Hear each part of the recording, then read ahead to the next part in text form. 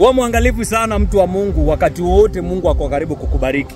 Maana Mungu akikaribia kukubariki, kunatokea vitu vinakaa kama hiyo baraka.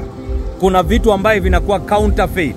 Inakaa kama hiyo baraka ambaye Mungu amekupatia, lakini sio hiyo. Na hiyo ndio ina blind watu sana. Unakuta umeomba kwa sababu ya finances, the devil anakusukumia kitu inakaa kama breakthrough. Na wewe kwa sababu Mungu alikupea commandment, pray without ceasing, omba bila kukoma ili upokee hizo baraka. Shetani anajua the more utaendelea kumtafuta Mungu, the more unaendelea kuomba bila kukoma, the more milango zinafunguka. So the best thing anafanya ni yeye atalete kitu inakaa kama ya Mungu, counterfeit, alafu anakunyima baraka. Hebu angalia Abraham, angalia Adam. Tuanze hata tusiende kwa Abraham, tuende kwa Adam. Alipatiwa baraka na akapatiwa ku rule everything. Then the devil brought something that inakaa kama freedom. Kitu inakaa kama freedom. Muliambiwa mkifanya hivi hamtakuwa hivi, ama ni Mungu tu hakutaka muwe sawa. Wakaanza hiyo doubt, wakatoka katika the real plan ya Mungu, the real thing yenye Mungu aliwaplania. They started doing their own things, na kutoka hapo they lost it. They lost every blessing, they lost every power, they lost every control.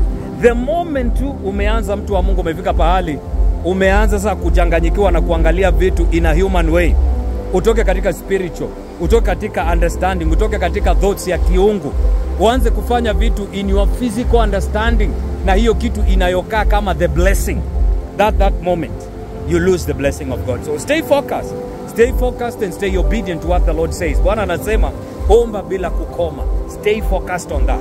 Hata itokee kitu inakaa kama blessing, do not settle for less. Watu wengi ambao wameomba Mungu for family and relationships, wakati wako karibu kusettle, uko karibu kufanya harusi na kuingia katika another level, that is when the devil exactly brings another partner. Mtu tu ambaye anakaa kama anakupenda, mtu anakaa kama ametumwa kubariki maisha yako, and then you lose the original one. I don't know kama this ina make sense to you, but go think about it. Wakati umeomba Mungu kwa sababu ya job opportunity, kutatokea kakibarua ama kakitu kanakaa kama that job opportunity, so that you lose the main focus. And that is how we lose. We don't lose because we are not prayerful people. Hatu lose kwa sababu hatuko careful. Hatu lose because hatujaenda mlimani. We lose because we fall for the counterfeit. Tunatoa macho yetu katika the goal. Wakati Petero alikuwa kwa maji kama haya na Yesu, kama haya, na wakati Yesu alimkomanda akamwambia, hata kama umekuwa fisherman before, hata kama umekuwa mtu wa aina gani before, by my own word, shuka utembee kwa maji. Simple. Peter walked on water. Lakini the moment ametoa akili yake kutoka hapo, akaanza kuimagine as a fisherman, vile anaweza kuliwa na mamba ama na wanyama wa maji kama haya, that moment akaanza kusink. You are not going to sink because nataka uwe strict. Angalia what you are doing. When umeamua kuomba for finances, stick to that. Ndio nakwambia unapoenda kuomba juu ya marriage, stick to exactly what you've prayed for. Hata wakati vitu zinakuja zinakaa kama sio hiyo, ama kama hiyo, samahani, kama hiyo umepewa, no, ask God, is this the one? Is this the one? Nipe sign, confirm to me if this is what you want me to do, if this is what you want me to go like.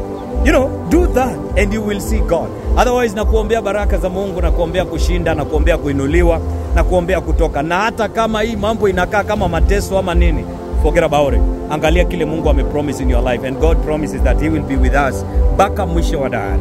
Hata kwa hii hali, kama hujafika mwisho wa dahari, then remember God is still with you, na Mungu atahakikisha umefaulu. Naitwa Dr. Koileke, and God bless you. Peace be with you in Jesus name. Amen.